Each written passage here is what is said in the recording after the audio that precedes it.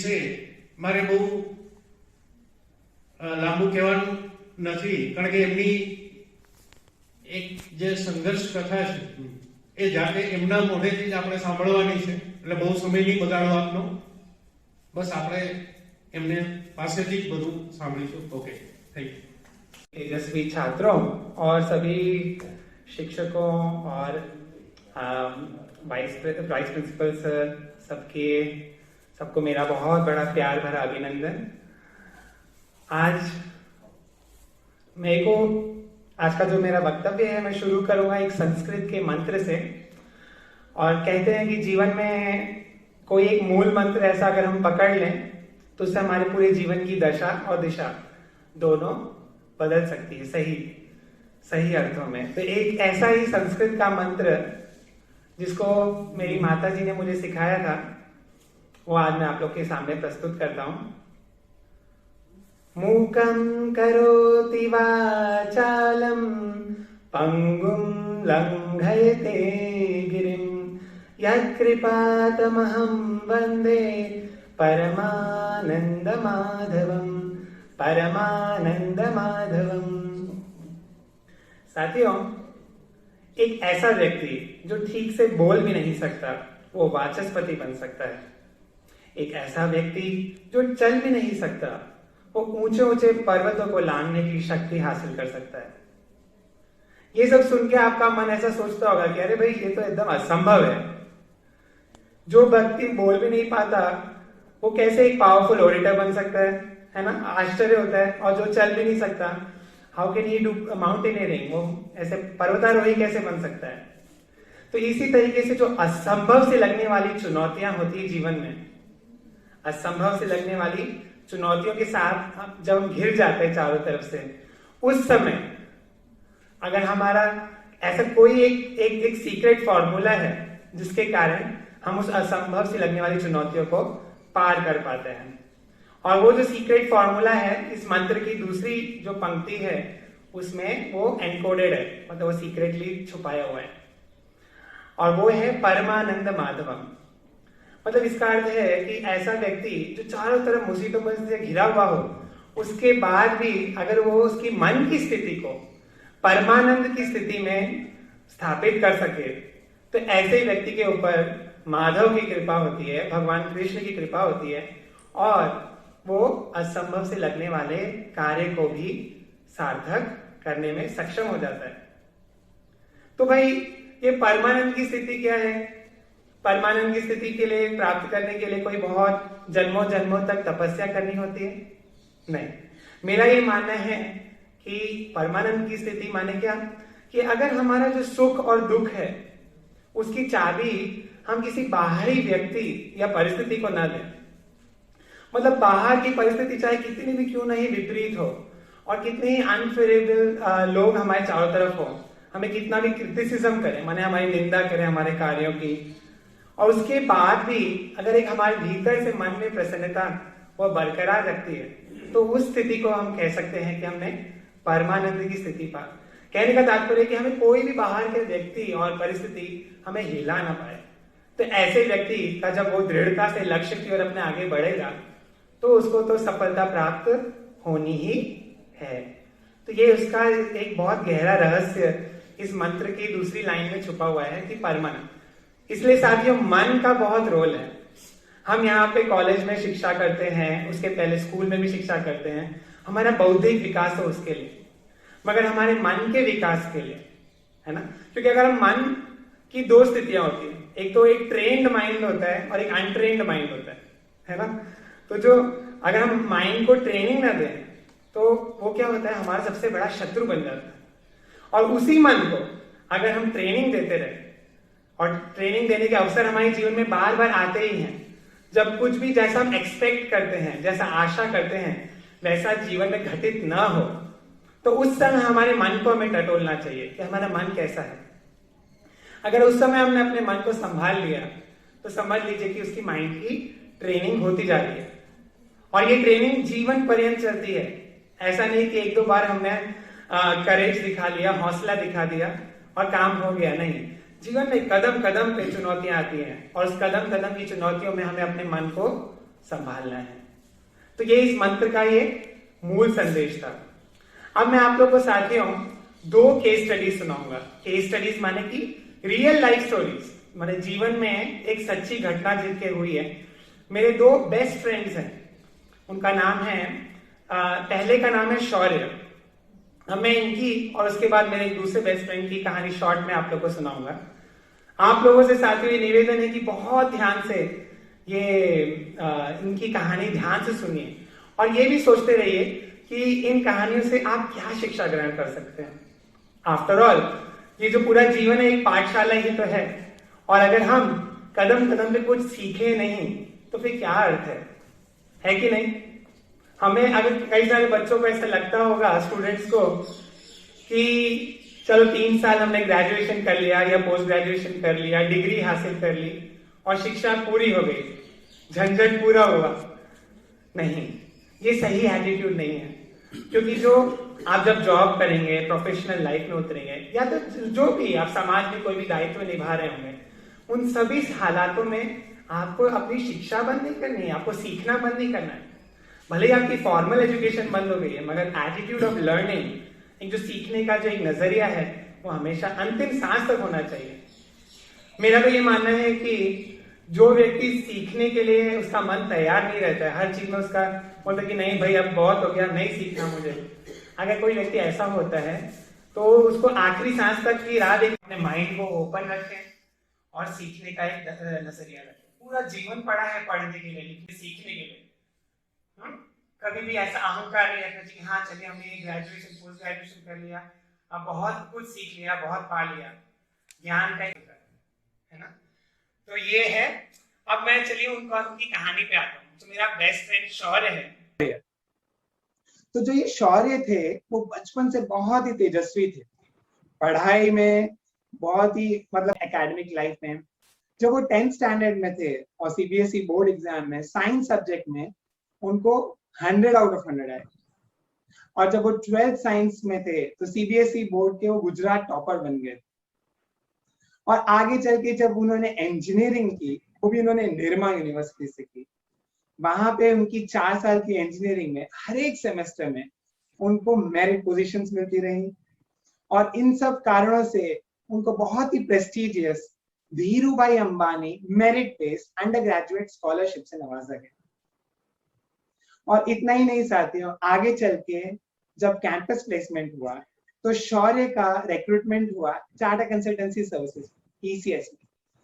वहां पे भी उन्होंने अपनी जो इस सफलता का जो सिलसिला था वो आगे बरकरार रखा, और उनको एक के बाद एक कई सारे, जैसे कि उनके परफॉर्मेंस को के कारण उनको शुरुआत में ही आउटस्टैंडिंग ट्रेनी अवार्ड मिला, और फिर बाद में कोडिंग के मतलब प्रोग्रामिंग के कारण उनको TCS टॉप 10 कोडिंग कॉन्टेस्ट, क्योंकि TCS में around 1.5-2 lakh engineer, software engineers होते हैं ऑल ओवर द वर्ल्ड में, तो उन सब का ये ऑनलाइन प्रोग्रामिंग कॉन्टेस्ट होता है। तो उसमें लगातार 1 नहीं 2 सालों तक उनको he became the finalist, Shaurya. So that is also a very prestigious achievement. Then he became TCS Best Technical Faculty Award and TCS Applause Award for going beyond the call of duty, and so on and so forth. He was actually at the peak of the career, right? And जब जीवन में सब कुछ अच्छा अच्छा होता है ना, हंकी डोरी लाइक ए फेरी टेल, तो फिर ऐसा लगता है कि ओ गॉड व्हाट। मगर जो डायरेक्टर है ना ऊपर वाला, उसको है ना कोई भी मूवी में जब क्लाइमैक्स आता है तभी मजा आता है, राइट? तभी वो मूवी ब्लॉकबस्टर पे एक सुपर हिट होती है, राइट, बॉक्स ऑफिस पे। तो इसी तरीके से शौर्य के जीवन में फिर कई सारे अप्स एंड डाउन्स आए। So on one of the night he was coming out of the washroom and वो सडनली शौर्य जमीन पे गिर गए, और बार बार प्रयास करने के बाद भी वो अपने उठ नहीं पा रहे थे, बार बार गिर जा रहे थे। उन्होंने अपनी माँ को आवाज लगाई और किसी तरह से उनको अपने बेड तक ले जाया गया। बेड पे पहुंचने के बाद वो रात्रि तो बीत गई, मगर अगले दिन मॉर्निंग में फिर से वो उठ नहीं पा रहे थे बेड से, जैसे कि उनके पाँव में कोई शक्ति बची नहीं हो। उनको लगा जरूर कुछ सीरियस है, कुछ गड़बड़ है। फिर न्यूरोसर्जन्स को बुलाया गया। न्यूरोसर्जन्स ने तुरंत जब चेकअप किया तो उन्होंने तुरंत ही उनको ऐसी शॉकिंग न्यूज बताई उनकी फैमिली को कि ये तो पैरालिटिक अटैक है, और वो भी ग्रेड 5 का मोस्ट सीवियर पैरालिटिक अटैक, जिसमें कोई बंदा अपने पाँव का अंगूठा भी नहीं हिला सकता है। एंड उसके बाद भी एमआरआई स्कैन डॉक्टर ने एडवाइस किया। एमआरआई स्कैन के बाद तो एक इतना बड़ी विपदा का, जैसे कहते हैं ना, पहाड़ ही उसकी पूरी फैमिली पे टूट गिर गया। पहली बार तो सुनते ही उनकी फैमिली को समझ में ही नहीं आया, शौर्य को भी समझ में नहीं आया कि वो कैसे रिएक्ट करे, क्योंकि वो न्यूज ही इतनी मतलब गंभीर थी।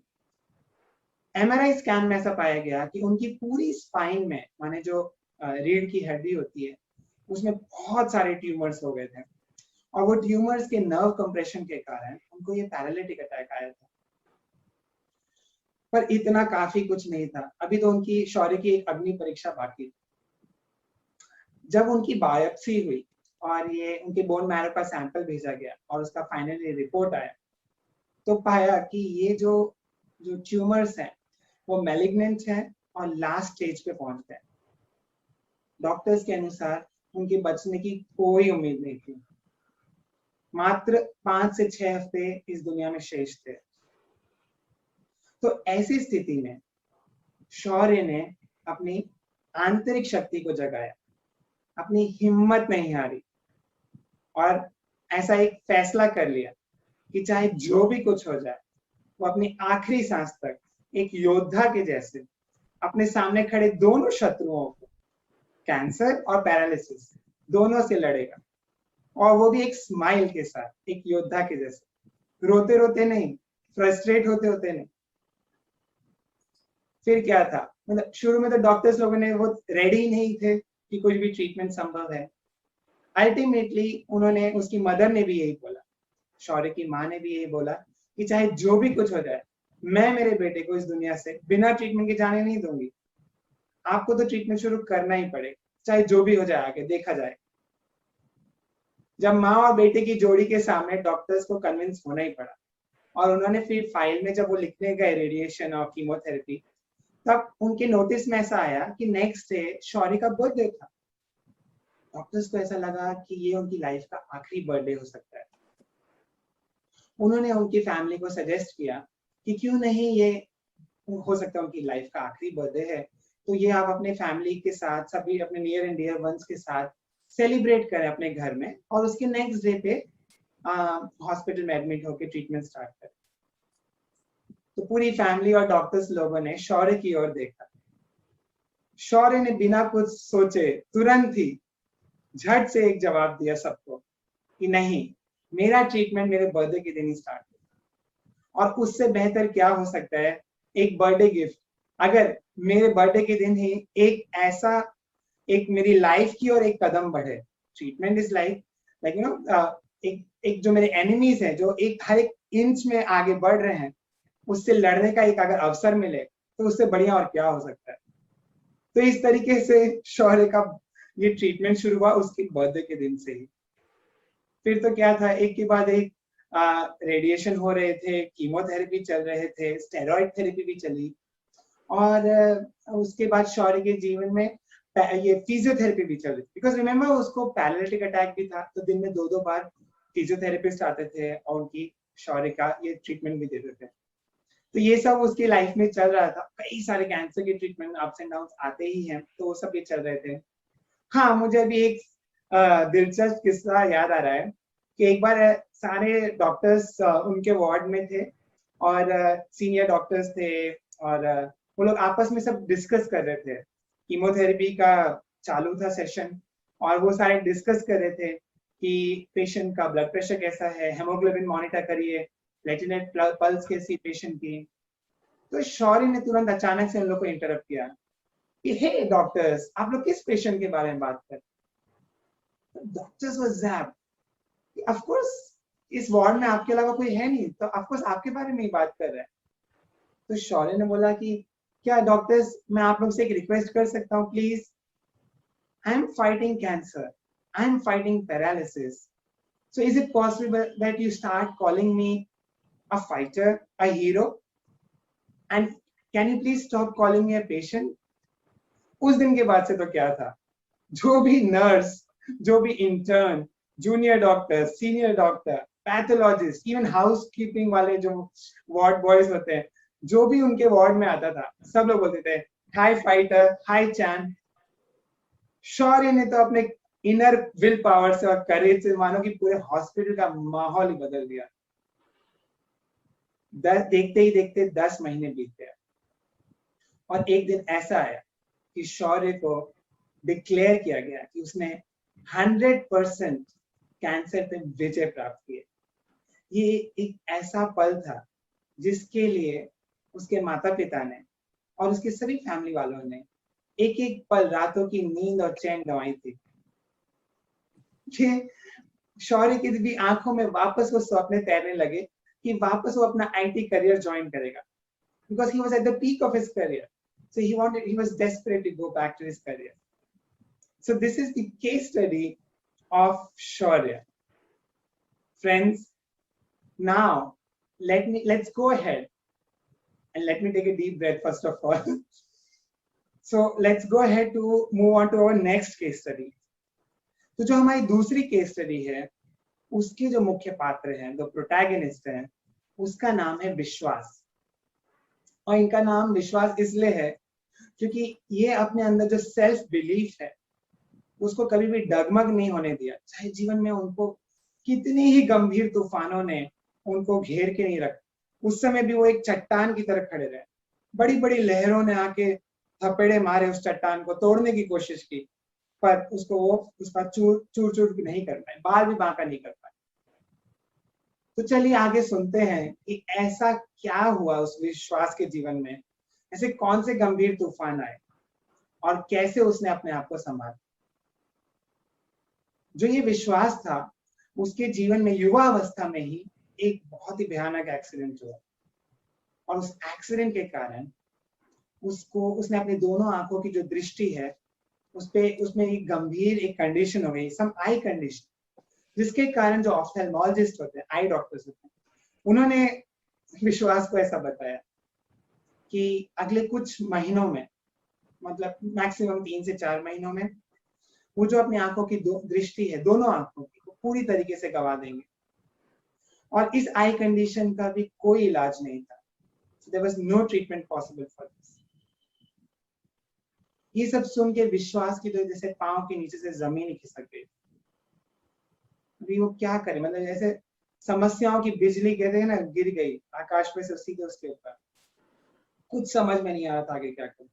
अगले जो 3-4 महीने थे, आप लोग सोच ही सकते हैं कि उसके कैसे बीते होंगे। It was so agonising. मतलब मैं भी याद करता हूँ विश्वास के साथ जो, because he was my best friend Shaurya and Vishwas, तो ये विश्वास के साथ जो हो रहा था, तो ये जो 4 महीने हर रात को विश्वास को ऐसा डर लगता था कि पता नहीं अगले दिन मॉर्निंग का वो सुबह का उजाला, सूर्य का की रोशनी, वो प्रकाश देख पाएगा कि नहीं देख पाएगा। और उस डर के कारण वो रात को बार बार जग के रात की लाइट ऑन करके देखता था रूम की, और देखता था कि हाँ उसको दिख रहा है कि नहीं दिख रहा है। इतना उसको अंधेरे से डर लगने लग रहा था। उसको ऐसा लगने लग रहा था कि उसके आसपास जो उसके माता पिता हैं, उसके जो बाकी नियर एंड डियर वंस है, फैमिली वाले, उसको जी भर के देख ले, उनका मुस्कुराता हुआ चेहरा वो अपने हृदय में अंकित कर ले हमेशा हमेशा के। वो चाहता था कि वो अपने भांजे भांजियों का और अपने घर के सभी बाकी छोटे छोटे बच्चों का को, मतलब वो उनको इतने अच्छी तरह से उनको देख ले, अपने माइंड में इमेज उसको कैप्चर कर ले, क्योंकि उसको पता था कि पता नहीं आगे चल के उनको बड़ा होते हुए वो देख नहीं पाएगा। जैसे जैसे उसके जीवन में विश्वास के जीवन में जैसे जैसे अंधेरा बढ़ते जा रहा था, वैसे वैसे वो दैनिक जो जीवन की नित्य कर्म होते हैं, जो डेली चोर्स होते हैं, वो करने में अक्षम हो रहा था और इन सबसे वो बहुत फ्रस्ट्रेट और चिड़चिड़ाने लगा था। फॉर एग्जाम्पल, विश्वास जब मॉर्निंग में उठ के वॉश बेसिन के सामने उठ के सिंपल सी एक्टिविटी होती है, राइट, टूथब्रश में हम लोग टूथपेस्ट अप्लाई करते हैं, तो जब वो विश्वास कर रहे हैं तो कभी कभी उससे एक्सेस निकल जाता था या कभी कभी वो टूथब्रश के बाहर एम होके गिर जाता था। पर ये सब बातों से वो बहुत चिड़चिड़ा जा रहा था। वो अपने खुद के जो उसके मोबाइल गैजेट्स थे, जैसे उसका लैपटॉप है या उसका मोबाइल है, स्मार्टफोन है, ये सब वो यूज नहीं कर पा रहा था। जैसे जैसे उसके जीवन में उसकी आंख के आंखें अंधेरा बढ़ते जा रहा था, क्योंकि बिना स्क्रीन देखे कैसे यूज करेंगे। कोई कॉल मिस हो जाती थी तो फिर उसको वेट करना पड़ता था विश्वास को कि कोई उसका फ्रेंड या उसके कोई फैमिली मेंबर्स उसके रूम में आएंगे, तब वो उससे पूछेगा कि भाई किसकी कॉल मिस हुई है, जरा देख के बताओ ना। So and all these things were bothering him like anything, and life was really miserable. But then Vishwas decided to not give up. Something in him, उसको ऐसा लगा जरूर अंदर से कि इतना भयानक एक्सीडेंट उसकी लाइफ में हुआ था, और अगर उस भगवान ने उसको उस एक्सीडेंट से जिंदा बाहर निकाला है तो जरूर कुछ पर्पस होगा. There must be a larger reason. And that was the time he decided कि चाहे जो भी कुछ हो जाए, उसके जीवन में चारों तरफ अंधेरा क्यों ना आ जाए, उस अंधेरे को वो अपने मन के ऊपर हावी नहीं होने देगा. एंड फिर ऐसे ही हुआ. उसको पता चला कि there are certain specialised softwares, some screen reader softwares, जो कि पूरे स्क्रीन पे क्या लिखा होता है वो रीड आउट अलाउड करते हैं. उसने तुरंत वो सॉफ्टवेयर इंस्टॉल किया अपने स्मार्टफोन में और अपने लैपटॉप में. And then there was no looking back. And simultaneously उसने ब्रेल भी सीखना शुरू किया. ब्रेल एक ऐसी स्क्रिप्ट होती है साथियों कि जिसकी मदद से एक विजुअली चैलेंज व्यक्ति लिखना और पढ़ने का माध्यम होता है. It's a script basically. Same क ख ग और एबीसीडी जो अल्फाबेट्स हैं और अक्षर होते हैं, उसको एक लिखने की स्क्रिप्ट होती है. तो उसमें एक ब्लैंक शीट ऑफ पेपर होता है साथियों, और जो उसकी जो कलम होती है, जो पेन होती है, इट्स लाइक ए नीडल, और उस सुई से छेद किया जाता है और उस फिर पेपर को, शीट ऑफ पेपर को रिवर्स किया जाता है, और उसमें जो उभार होते हैं उसके ऊपर उंगली फेरी जाती है, और उसके स्पर्श से एक ब्लाइंड व्यक्ति विजुअलाइज करता है कि क्या लिखा होगा. पर मजे की बात क्या है साथियों, पता है कि इसमें एक कैच है, और वो कैच ये है कि हम जैसे एबीसीडी और क ख अगर लिखते हैं, पढ़ते हैं, वो वैसा सेम नहीं होता है. उसमें जो स्क्रिप्ट होती है उसमें डिफरेंट पैटर्न्स होते हैं, और वो डॉट्स के पैटर्न से बनता है. तो विश्वास ने तो आईसाइट युवा अवस्था में गंवाई थी, राइट. तो उसके लिए बहुत ही चैलेंजिंग था, क्योंकि उसने अपनी पूरी एजुकेशन और सब कुछ जो की थी, वो सब में उसने जो सीखा था, जिस तरीके से क ख ग लिखना है, पढ़ना है, एबीसीडी लिखना है, पढ़ना है, वो सब तो धरा का धरा रह गया. अब उसको एक नए तरीके से, जैसे कहते हैं ना, वापस अक्षर ज्ञान शुरू करना था. And it was very frustrating, but then he had to move on, and he did not give up. So that is the case study of Vishwas. And साथ ही मुझे बताते हैं बहुत बहुत बहुत खुश हो रहे हैं अपने फ्रेंड के बारे में, इस विश्वास के बारे में, कि उसने आगे चल के कई सारे कॉम्पिटिटिव एग्जाम्स में अपीयर होना शुरू किया. और फर्स्ट अटेम्प्ट में जब उसने इंटरनेट के माध्यम से बहुत सारी एजुकेशन की, कैसे प्रिपरेशन की, उसने इंटरनेट के माध्यम से बहुत सारे यूट्यूब के एजुकेशनल चैनल्स होते हैं, उसको सब्सक्राइब किए, और बहुत सारी ई बुक्स होती हैं, उसके माध्यम से उसने अपनी पढ़ाई की. And without any formal coaching class, कोई भी कोचिंग क्लास नहीं थी, और despite his non commerce background, because he was a science student, पर उसके बावजूद उसने एक ही साल में फर्स्ट अटेम्प्ट में 8 banking related competitive exams clear किए, इंटरव्यूज पास किए, एक के बाद एक, जिसमें कि कई सारे हैं, जैसे कि बैंक ऑफ बड़ौदा का प्रोबेशनरी ऑफिसर है, स्टेट बैंक ऑफ इंडिया का क्लरिकल एग्जाम है, रीजनल रूरल बैंक का एग्जाम होते हैं, रिजर्व बैंक ऑफ इंडिया के एग्जाम्स होते हैं क्लास 3 पोजीशन के. और इस तरीके से विश्वास ने एक के बाद एक कई सारे एग्जाम्स पास किए. यहाँ तक कि यूपीएससी का सिविल सर्विसेज का जो एग्जाम होता है, फर्स्ट अटेम्प्ट में ही उसने वो एग्जाम का इंटरव्यू कॉल केवल 13 नंबर से, only 13 marks, very thin margin, उससे उसने वो इंटरव्यू कॉल मिस किया. और अल्टीमेटली उसने रिजर्व बैंक ऑफ इंडिया में जो क्लास 1 ऑफिसर है, उसका एग्जाम पास किया. और उसने एक हिस्ट्री क्रिएट की कि reserve bank of India Gujarat की 70 years की ऑलमोस्ट हिस्ट्री में he became the first blind class 1 officer and a manager to be posted in RBI Gujarat. पर इसके बाद भी विश्वास रुका नहीं, क्योंकि उसको विश्वास था कि अभी उसके चैलेंजेस पूरे नहीं हुए हैं, अभी तो उसने खाली जॉब ज्वाइन की है। जॉब ज्वाइन करने के बाद उसको अपने आप को साबित करना था, क्योंकि जो समाज होता है उसकी जो दृष्टि होती है एक स्टीरियोटाइप होती है एक दिव्यांग के प्रति, एक ब्लाइंड के प्रति, और उसको उस स्टीरियोटाइप को ब्रेक करना था, उसको ये प्रूव करना था अभी, तो उसके लिए चैलेंजेस पूरे नहीं हुए थे।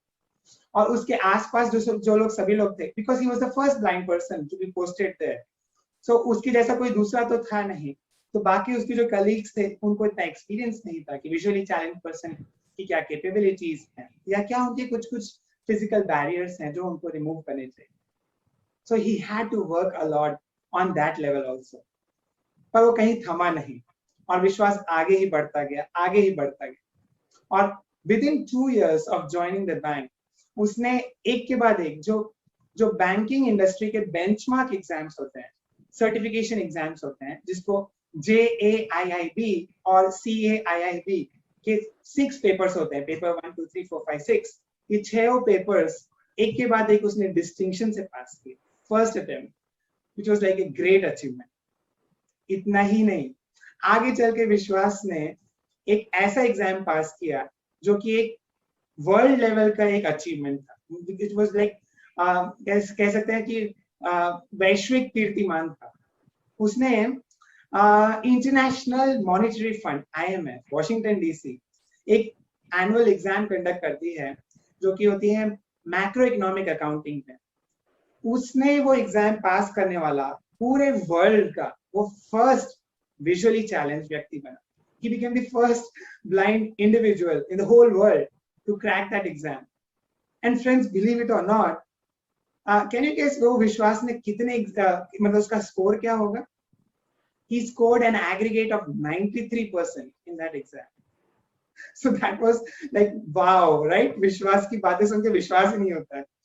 He was such a great guy. He is such a great guy. And friends, उसकी ये सारी अचीवमेंट्स को देखते हुए उसके एम्प्लॉयर ने, रिजर्व बैंक ने उसका नाम रेकमेंड किया गवर्नमेंट ऑफ इंडिया को, and ultimately government of India ने उसको नेशनल अवार्ड से अलंकृत किया। He became the best visually impaired employee of the country. Isn't it amazing? So ये विश्वास की स्टोरी विश्वास ही नहीं होती है, right? So with this I am done with my 2 case studies, Shaurya and Vishwas. तो कहीं ना कहीं मैं साथियों आप लोगों को मैं कहना चाहता हूँ, एक ये मैसेज देना चाहता हूँ कि ये शौर्य और ये विश्वास आप सभी को अपने भीतर जगा के रख, आपके भीतर है ही, राइट? और उसको आपको रिकॉग्नाइज करना है और उसको जगाना है, राइट? और जब ये शौर्य और विश्वास कर सकते हैं तो हम सब क्यों नहीं कर सकते? एंड अब मेरे को बहुत मन कर रहा है कि मैं आप सब लोग के सामने ये जो मेरे 2 बेस्ट फ्रेंड्स हैं शौर्य और विश्वास, इनका एक YouTube वीडियो है उसको आप लोग के सामने प्ले करूं, सो दैट आप लोग उसके बारे में और ज्यादा देखें। और आइए अब आपको मिलवाते हैं एक ऐसी प्रेरणादायक शख्सियत से जो आपको भी सोचने पर मजबूर कर देंगे। निखिल, कई बार ऐसे मौके आते हैं जिंदगी में कि आपकी रफ्तार थोड़ी धीमी हो जाती है, आप थोड़े हताश हो जाते हैं, और उस समय आपकी आंतरिक शक्ति, कह सकते हैं inner strength, keeps you going. बिल्कुल, और निराशा से उबर कर जिंदगी में जीत हासिल करना ही असली इंसानियत है, यही विजेता का असली चरित्र है। और एक ऐसा ही चरित्र दिखाया है भूपेंद्र त्रिपाठी ने। आप इनकी कहानी देखिए और इनसे प्रेरित होइए। ये हैं गुजरात के गांधीनगर के रहने वाले 37 साल के भूपेंद्र त्रिपाठी, जो RBI में मैनेजर हैं। लेकिन ये जगह पाना उनके लिए इतना आसान नहीं था। बचपन से ही पढ़ाई लिखाई में तेज रहे भूपेंद्र पहले एक प्राइवेट कंपनी में अच्छी नौकरी कर रहे थे कि एक दिन अचानक उन्हें पता चला कि उन्हें कैंसर है। इसी दौरान पैरालिसिस ने भी उन्हें घेर लिया और वो आंशिक पक्षाघात का शिकार हो गए। जिंदगी थम सी गई। नॉट ओनली कैंसर, ये पूरा पैरालिसिस जो ग्रेड 4 का था, ये पैर की अंगुली भी नहीं हिला पाते थे। आज ये दौड़ते हैं। अरावली हिल्स में ये ट्रैकिंग है, इतना कठिन है ट्रैकिंग 6.5 किलोमीटर का, उसमें पहले ब्लाइंड पर्सन है जो सक्सेसफुली की है। कैंसर से हार नहीं मानते हुए उन्होंने इलाज शुरू किया और उसके बाद धीरे धीरे पैरालिसिस को मात दी। लेकिन इस सब के बीच भूपेंद्र ने अपनी आंखों की रोशनी खो दी। हिम्मत से हर मुश्किल का सामना कर रहे भूपेंद्र के सामने अंधेरा था, लेकिन फिर भी घुटने ना टेकते हुए उन्होंने ब्रेल सीखना शुरू किया और एक नए सफर के लिए निकल पड़े। मुझे कहते हुए खुशी होती है कि 3 साल का म्यूजिक का कोर्स उन्होंने केवल 8 महीने में पूरा किया, और जो ब्रेल मैं खुद सीखा था 6 महीने में, वो उन्होंने 1.5 महीने में पूरा कर दिया। भूपेंद्र ने इंटरनेट की मदद से कई किताबें पढ़ी और गवर्नमेंट की परीक्षाएं दी। वे सभी परीक्षाओं में उत्तीर्ण हुए। मुझसे बोलता था कि दीदी आप मेरे हाथ पे वो बनाओ, उसका ग्राफ बनाओ, मुझे समझ में आ जाए, क्योंकि मैं खुद समझ नहीं पाती थी कि मैं उसको ग्राफ कैसे समझाऊं। तो उसने मुझे, फिर मैं उसके हाथ पे ग्राफ ड्रॉ करती थी, फिर पूरा समझाती थी। Then he used to understand. आज भूपेंद्र ने न केवल जीवन में एक मुकाम हासिल किया है, बल्कि कई जगहों पर मोटिवेशनल टॉक भी देते हैं। भूपेंद्र नियमित योग करते हैं, एडवेंचर ट्रिप्स और ट्रैक्स पर जाते हैं। उन्होंने कई पुरस्कार जीते हैं। इन्होंने बोला एक्सक्यूज मी, यहाँ पे पेशेंट कौन है? तो बोले कि आप, और कौन? बोले नहीं मैं पेशेंट नहीं हूँ, मैं फाइटर हूँ, मैं कैंसर से लड़ रहा हूँ। आप मुझे हीरो बोल सकते हैं, मास्टर बोल सकते हैं, फाइटर बोल सकते हैं, चैंप बोल सकते हैं, लेकिन पेशेंट नहीं बोल सकते। इनका कभी हार ना मानने का ये जज्बा हमें प्रेरणा देता है कि कोई भी मंजिल दूर नहीं होती और कोई भी कठिनाई इतनी बड़ी नहीं होती जिस पर विजय ना पाई जा सके। गुड न्यूज इंडिया के लिए गांधीनगर से मेघना देव की रिपोर्ट, डीडी न्यूज। Friends, अभी just to conclude my session today, मैं अपने लाइफ की जो अपने एक्सपीरियंसेस हैं अपने जीवन के, उसको अगर मैं निचोड़ के आपके सामने रखूं सिंपल वर्ड्स में, तो I call it as ABCDE of life, where the letter A stands for, alphabet A से होता है attitude of gratitude.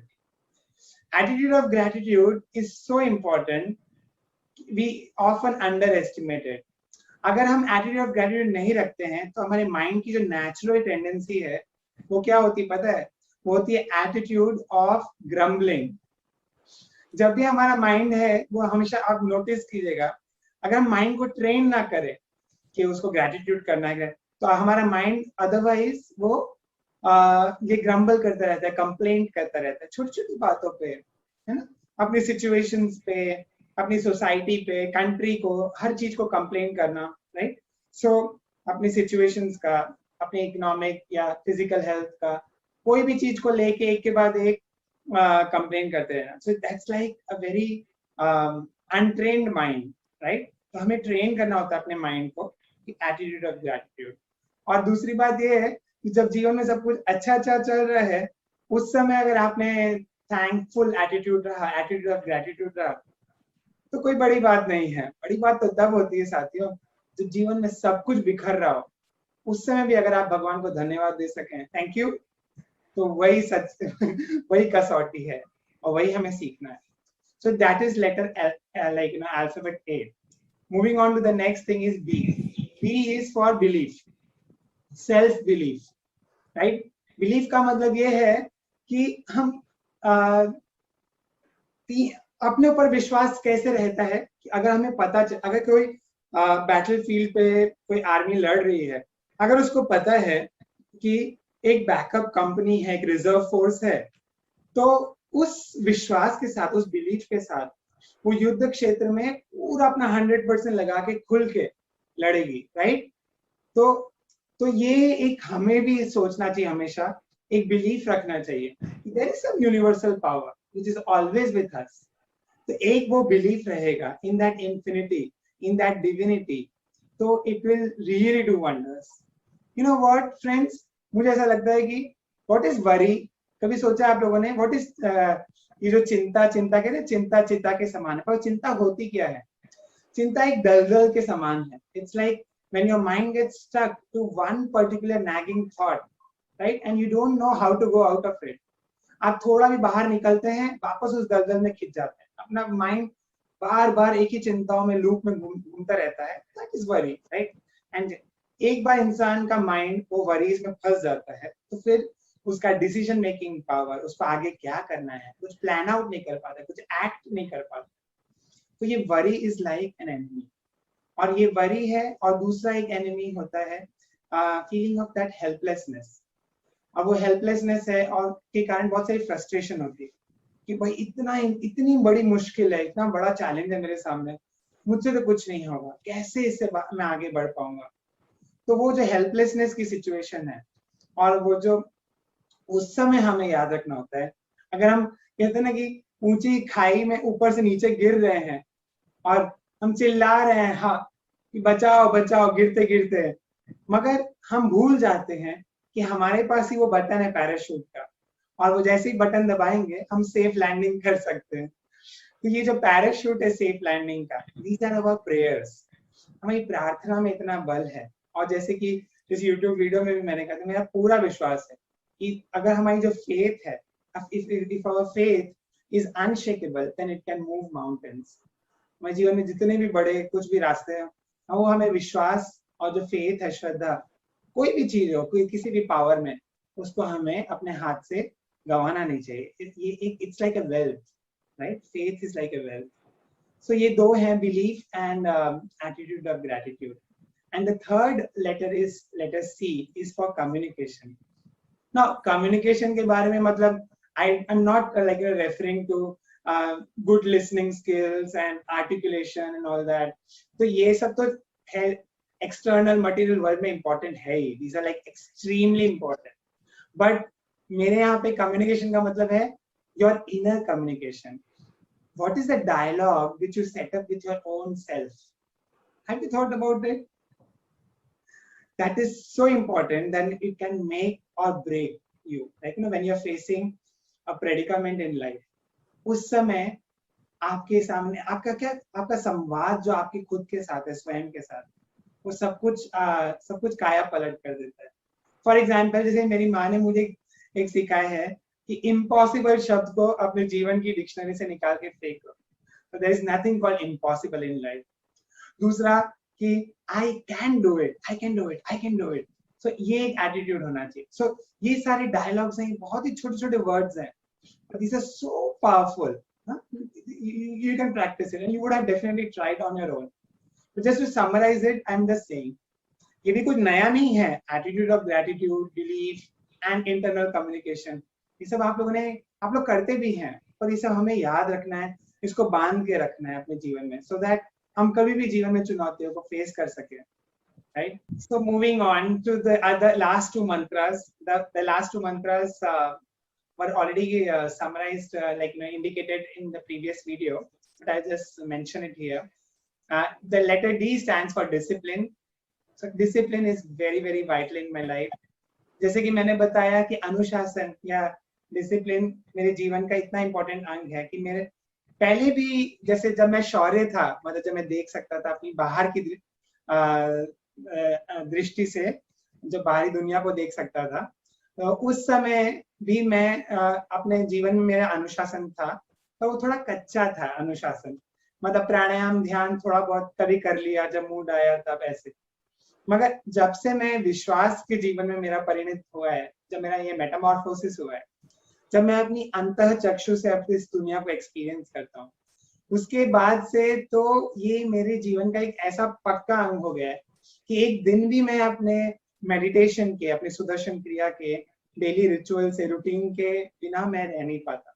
और चाहे कितना भी मैं बिजी हूँ, कितने ही मेरे ऑफिस वर्क हो, प्रेजेंटेशन हो, या मेरे कोई टॉक्स हो, ऐसे मोटिवेशनल टॉक्स हो या कुछ भी हो, पर मैं इसके लिए ट्रैवलिंग हो, टूर हो, पर मैं इतना टाइम तो निकाल ही लेता हूँ कि मुझे ये इतना, तो ये एक डिसिप्लिन होना चाहिए अपनी life, because these are the real investments of our life. हम लोग कई बार सोचते हैं कि हाँ ठीक है, ऐसे बैठ गए, आंख बंद करके सांस ले रहे हैं, ब्रीदिंग कर रहे हैं, तो हमारे कुछ फिजिकल लेवल पे हमारी लंग कैपेसिटी बढ़ जाएगी। ये सब तो बहुत ही छोटे गेम्स हैं। इम्यूनिटी, आजकल ये एक नया चला है ना पैंडेमिक में, कि इम्यूनिटी के लिए योगासन करना चाहिए, meditation and pranayama. These are definitely very tangible benefits, but इससे thousands and thousands of bigger benefits are the intangible ones, and that's where I wanted to draw your attention कि जो जीवन में मैं विल पावर बोल रहा हूँ, जो सब कुछ करने की शक्ति है, वो इससे आती है। तो थोड़ा समय अपना 24 आवर्स सबको दिए भगवान ने, राइट? तो इस 24 आवर्स में हमें पूरे 24 घंटे या 10-12 घंटे तक बैठ के योगा, प्राणायाम, ध्यान, आसन नहीं करना है। पर फिर भी जीवन में कुछ क्षण, कुछ like half an hour, 45 minutes, जितना भी आप सेट करें, definitely explore the inner beauty, and that's when you will get that can do power. So that is about the discipline. And the final is the letter E. The E stands for enthusiasm. तो हमने तो सुना ही है, right friends, कि बिना enthusiasm के nothing great was ever achieved without enthusiasm, isn't it? और बिना जोश के हम कुछ भी नहीं पा सकते हैं, है ना? तो ये एंथुजियाज्म इतना इंपॉर्टेंट है कि ये एक हमारा अपने माइंड को ट्रेन करना पड़ता है। अगेन मेरे को याद आता है मेरे बचपन के दिन कि इतने एंथुजियाज्म के साथ मैं हर एक नए स्टैंडर्ड में, जब सपोज 6 से 7th में आया या 9 से 10th में आया, तो नए नए सब्जेक्ट्स होते थे, राइट? तो इतना एंथुजियाज्म होता था हर एक सब्जेक्ट के बारे में। मुझे अभी भी याद है कि 10th के बाद there was this decision ना, ऐसा डिसीजन लेना होता है कि साइंस स्ट्रीम चूज करनी है कि कॉमर्स की ह्यूमैनिटीज में। तो उस समय आई वाज रियली परप्लेक्स्ड, क्योंकि मैंने किसी भी सब्जेक्ट के साथ कोई ऐसा मेरा कोई फेवरेट सब्जेक्ट या बोरिंग सब्जेक्ट, मैंने उस दृष्टि से किसी भी विषय को देखा ही नहीं था। और मेरी हालत ऐसी थी कि मेरे लिए हर एक सब्जेक्ट में सब कुछ इंटरेस्टिंग होता था, एंथुसियाज्म के साथ मैं इतना पढ़ता था। And it was really very very difficult for my family कि इसको कौन से स्ट्रीम में दिलाया जाए, because for me कि मैं बोल रहा था कि अरे मैं ह्यूमैनिटीज में जाऊंगा तो भी मुझे बहुत मजा आता है, लिटरेचर में, हिंदी में, इसमें सोशल स्टडी, ये साइंस में, इसमें कॉमर्स में, किसी में भी मेरे को मतलब I was like I am prepared and I am okay, क्योंकि learning should never stop. So the key idea is the same point कि the moment your learning stops, then that's where your life actually stops. Your life does not stop. You don't have to wait कि जब आपकी जीवन की आखिरी सांस हो उसी समय आपकी मृत्यु होती है। कहते हैं कि हमारी जो ग्रोथ, और हमारे इस प्लेटफॉर्म का नाम भी है लेट्स ग्रो टुगेदर, तो तब तक चलती रहनी चाहिए जब तक हमारा जीवन में जोश और enthusiasm. So with this I have given you मेरे पूरे जीवन की जो भी कुछ देख रहे हैं, कहते हैं ना, एक ऊंची इमारत देखते हैं तो उस इमारत को देख के हम वाह वाह तो कहते हैं, मगर उसके नीचे जो गहरी फाउंडेशन होती है उस पर ध्यान नहीं जाता है। तो मैं आप लोग को उस ध्यान को उस पर भी ले जाना चाहता था, इसीलिए लास्ट में मैंने मेरा ये ABCDE बोला। तो आई होप आप लोग इसको गांठ बांध के रखेंगे अपने जीवन में। एंड बहुत सारी ब्लेसिंग्स मेरे सारे ऑडियंस को, और बहुत सारी शुभकामनाएं।